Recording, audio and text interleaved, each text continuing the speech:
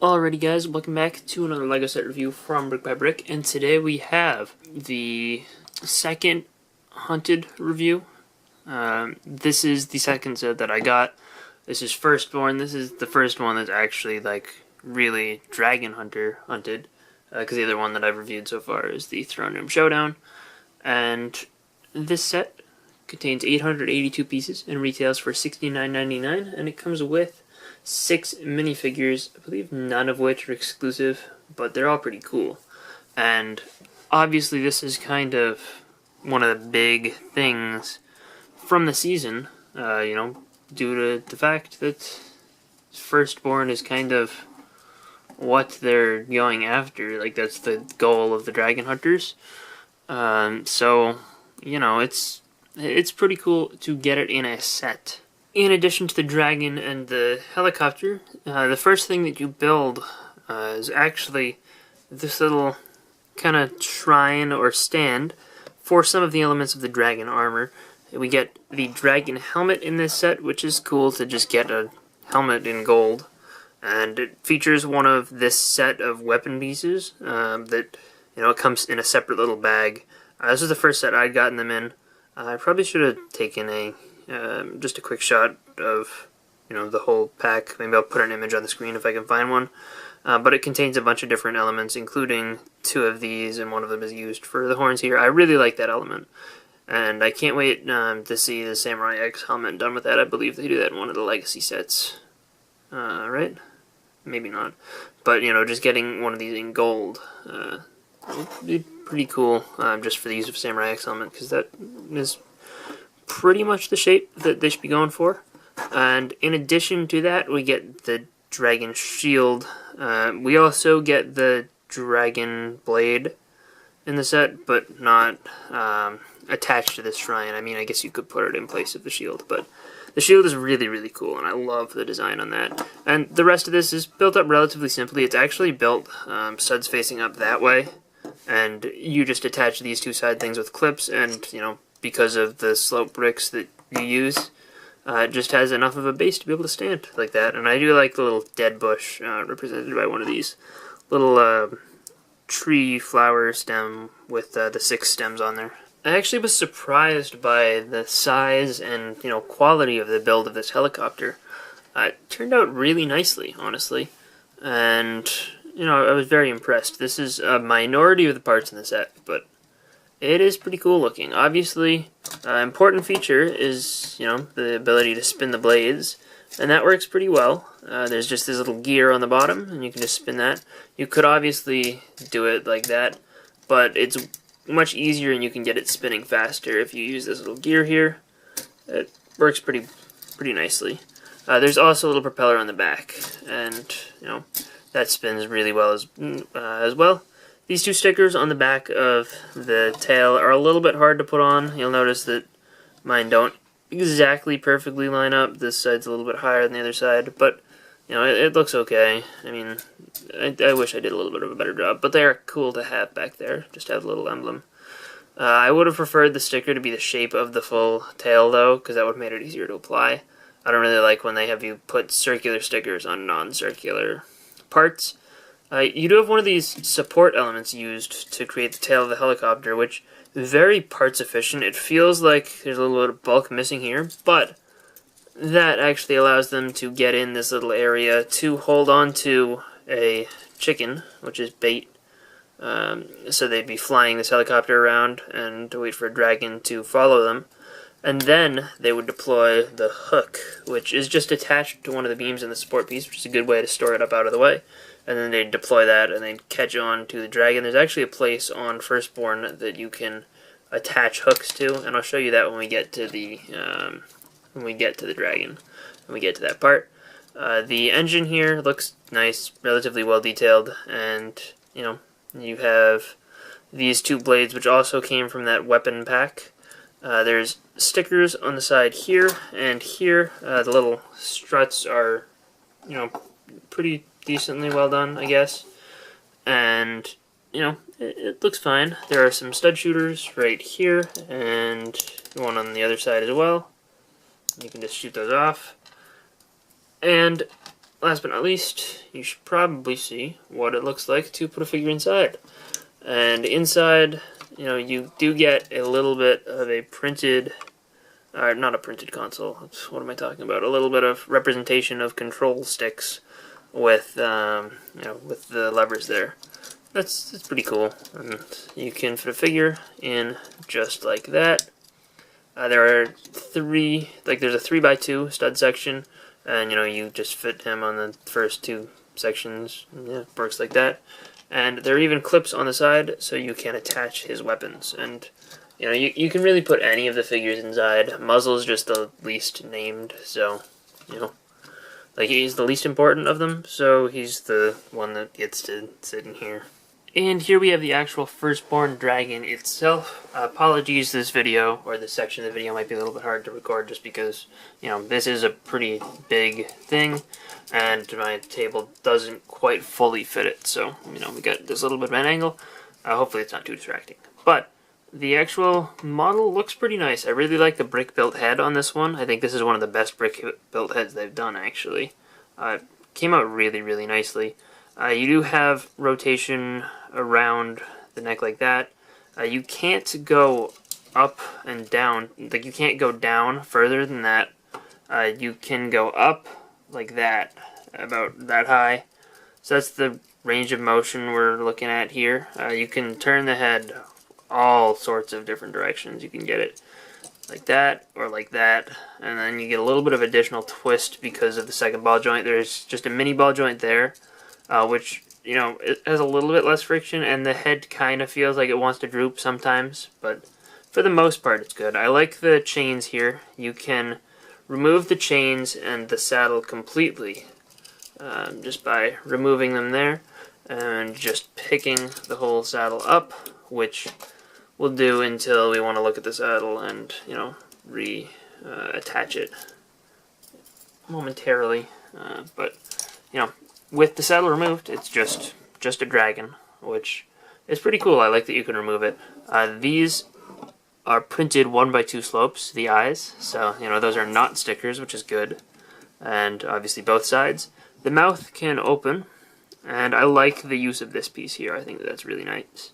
And also, this can move up and down. I don't know why you'd want to do that, but just a little bit of an option. And at its default angle, it just introduces a little bit of extra angularity, makes it a little bit more organic looking. On the chest, you do have a couple of stickers. You've got the gold scales here. That sticker kind of continues the same design as those parts. I like the use of the parts better, but the sticker is kind of cool that it tries to, you know, wrap them all together. And you do have two stickers attached to these curved panels there. Looks like I'm making the dragon sit accidentally, so, you know, there's that. There's also a sticker here and a sticker on the other side. The front legs, you know, are fine. They are able to move all around, rotate, they can move in and out, and the feet have ball joints on them, so, you know, you can actually get the dragon to stand pretty decently, and, you know, that works fine. The back of the dragon, again, is pretty plain for the most part.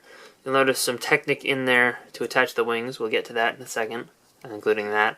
I like the slope going down the back. It gets a little bit thin right in here, and you'll notice that there are some bars right on the side. Those can be used with the helicopter and with Heavy Metal's gun. You can shoot out your grappling hook and clip the dragon and pull it down like so. You can hold it. I don't know if one dragon hunter would really be enough to do that, but you can pretend that, you know, you can pull him down. I like that, you know, you can capture the dragon. I like that feature. The back legs, I use some of these curved UFO looking parts and curved tiles, which are nice. And again, you have a sticker here and a sticker here. And those have pretty much the same range of motion as the front legs, which, you know, goes all around. These have a little bit more of an angle to them, which is cool. I like that. And the feet are a little bit bigger, and they're actually built up instead of using the preformed dragon foot piece. These ones are completely brick built, which is nice, and, you know, they've got a good amount of stability to them. And I like the fact that you get 3 claws. You can close the claws up if you want to, like, attempt to grab someone in midair. like Cole here. You can attempt to grab him. It doesn't work perfectly because, you know, it's not designed really to hold a figure. But I'm sure that you can get it to work somewhat.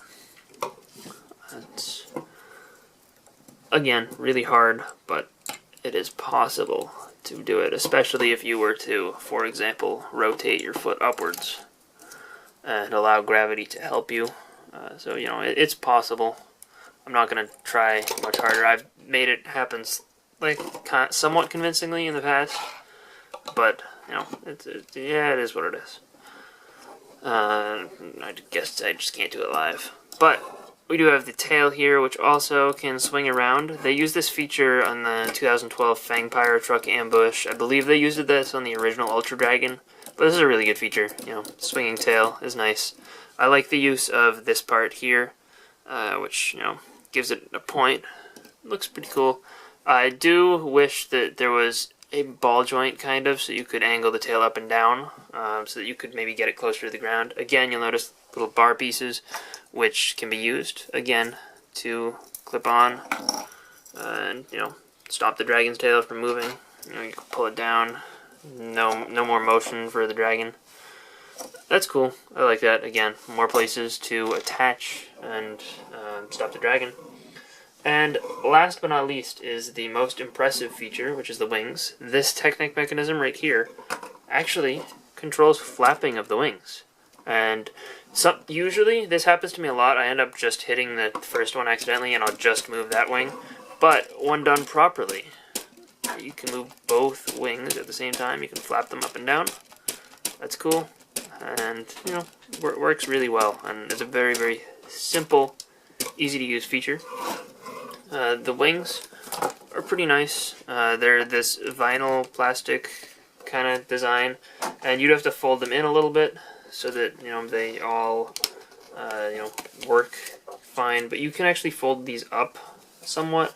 You just have to make sure that the center again is going downwards and not wanting to fold out, and that works. You can do that with both wings, and, you know, they'll kind of stay like that. It's really the only other thing you could do to pose up the wings in addition to the flapping. But finally, to show you the little seating area, you just attach that on. It's really easy to do, and, you know, Kai gets a little seat back for him, as well as the chains, which you can attach back to the head. I'm not going to do that right now. And you get these cool little Minecraft rail connector pieces, which are a neat piece, and I like the pentagonal shape. But, you know, I mean, it's just a saddle. It's simple, and I really like the fact that you can remove it. I think that's a neat little additional feature. The first two figures we have are Cole and Kai, both in their hunted outfits. Both of these figures appear in the Dragon Pit as well, except Kai gets a different armor piece in that set. And I think Cole's printing on the mask is orange in the Dragon Pit. But this is the cheapest set to get Cole in, I think. If I recall correctly, Kai does also appear in the Destiny's Wing. And both of these figures look pretty good. Cole comes with his hammer, stereotypical Ninjago movie weapon. And, you know, I believe the handle is brown in the Ninjago movie sets, typically. So I guess slightly different there. Kai's weapon is really interesting, though. And this is the Dragon Bone Blade, I believe. And, you know, it's pretty cool. It consists of two newer parts. This handle piece was used in the Ninjago City docks, I think, first. I think that came out slightly before this. And then it has this dual-molded tan and silver blade, which is really cool. And you get a little bit of marbling different every time. But it's still really cool. And, yeah, I mean, I'm very happy with that weapon. And both of the figures, you know, are pretty well detailed. It's based on their Sons of Garmadon outfits, but just, you know, with a little bit of damage on there. Cole and Kai both have their standard Ninjago movie faces. One thing that's interesting is they both have the black masks, and, you know, Kai in the Sons of Garmadon sets has a red mask, and if we remove Kai's shoulder armor piece, which actually has 2 of these short daggers included, which is also part of that little weapon set that I mentioned. But if we take that off, you can get a better look at the back printing on their torsos, as well as their alternate facial expressions. We're going to take a look at the last 4 figures on their own, because they're all very bulky and different, and there's a bunch of different things that are interesting about them. So we'll start with Jett Jack here, and Jett Jack does also appear in the $20 Destiny's Wing. I believe both of the figures are exactly the same, so there's no difference at all, including the build on the back here for the jetpack itself, which is cool, and you can angle the wings however you want, really. So give it all sorts of different looks.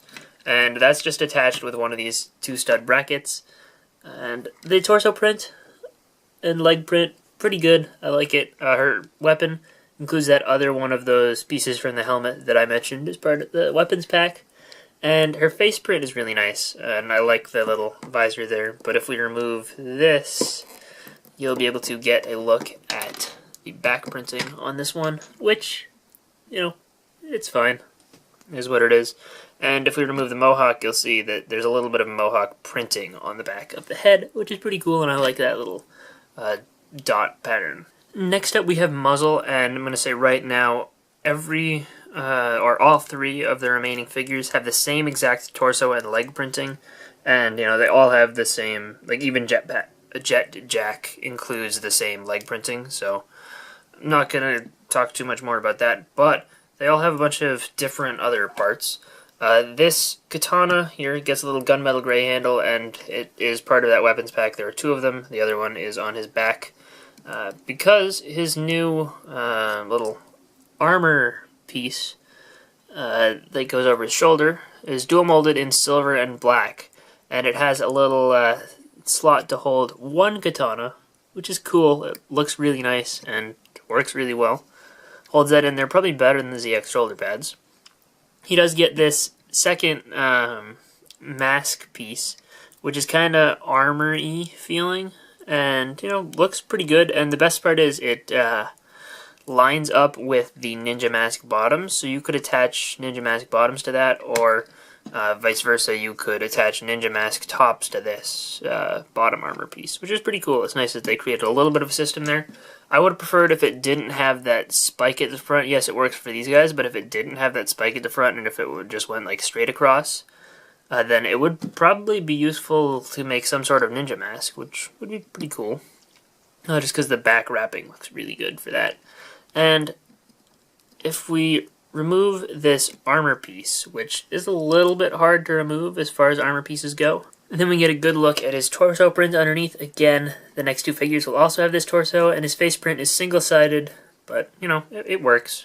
Chew Toy is up next, and he gets this brick-built shield, which, you know, is pretty good. It's based on one of these shield pieces in dark red. That's cool. He also gets an armor piece, which is printed really nicely, printed to look like part of it's been broken off or missing, or, you know, removed in a dragon attack. And obviously that has no printing on the back, because they don't print on the backs of those parts. He gets a turkey leg as an accessory, and this is actually the same longer one from the Series 1 Zombie. I don't know when they transitioned over to start using that, and I don't know, maybe this set's just weird and special and includes that for some reason. But, you know, it is nice to get that. I think that that's way easier for the minifigures to grab than, you know, the original turkey leg mold. So, you know, I'm happy with this being here. And his face print is exclusive to the character. The character also appears in the Dragon Pit set. And, you know, it's cool. And he gets, I like how they give him the single horn attached to his helmet because half of it is broken off. And then we have Heavy Metal, whose face is kind of hard to see with the lighting here. And, you know, it's hard to see in real life as well. You have to be, like, looking straight through there with light shining right on it. But if we remove that, you can kind of see it. It has the cool little single targeting eye, which is cool. And it uses one of these rice hats from the Ninjago movie. I like the weapon. These actually are important in the show. You know, the grappling hook weapons. They use them for dragon hunting. It's built around one of those more modern blasters, which have studs on all the sides, really. There's an ingot piece on the top, so it looks good. Again, the torso print is the same, but upon removing the armor, you will notice that the head does have printing on both the front and back, and that was just an example of how difficult to remove these pieces are. And I like this facial expression. However, if you have seen Season 9, spoiler alert, this is actually a relatively important character. This is Faith, and she ends up helping the ninja, and she does have an unmasked design in the show, and it would have been really cool to get her regular face here so you could use the hair from the tarantula figure from the Lego Batman movie, which is her hair. It would be nice if you could use that to, actually create this this figure in, her proper design, which I think is more used in the show. But I really, really like the design of the heavy metal figure. Overall, there's a lot of things that are done pretty well with this set, and I'm pretty happy with the way it turned out. I think the dragon is a really good build for a dragon. It's one of the best brick-built head design dragons, in my opinion. I'm still really partial to the green NRG dragon. I think the wings on that one are done better. I like the cloth design better than the vinyl.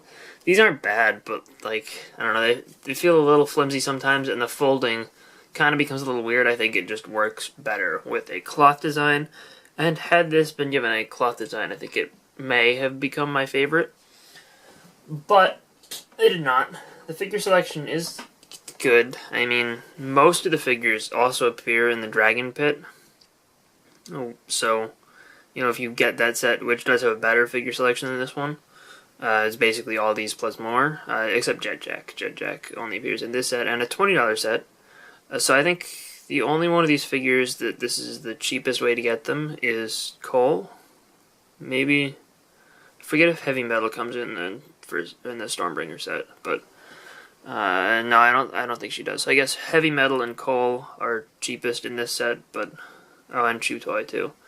But I mean, the figure selection isn't they're all good figures, and I'm really happy to get them all. But they're in other they're in other places as well, so nothing exclusive there. The helicopter was surprisingly nice, and has some good features. I really like the ability to attach your hooks to the dragon. That was a very nice, simple feature, and I wasn't really expecting it coming into the set. And again, getting these weapon pieces is cool. This is the first time I've experienced them, as well as the shield there is a really, really nice part. But overall, it's a good set. I know Jin played. This is one of his favorite Ninjago sets ever. I don't know if I'd go that far. I don't know if this is even my favorite dragon ever. But it is really, really well done, and the red is a very striking color choice. And the head is really, really nicely done. But I don't know if it's best ever. Again, you can also angle the horns in, because these are on those 1x1 plates with bar that are rounded. So, you can kind of adjust that a little. I was just fixing it because it didn't look symmetrical to me. But, yeah. Hope you guys enjoyed this review. Let me know what you think of Firstborn in the comment section down below, and I will see you guys all next time. Bye, everyone.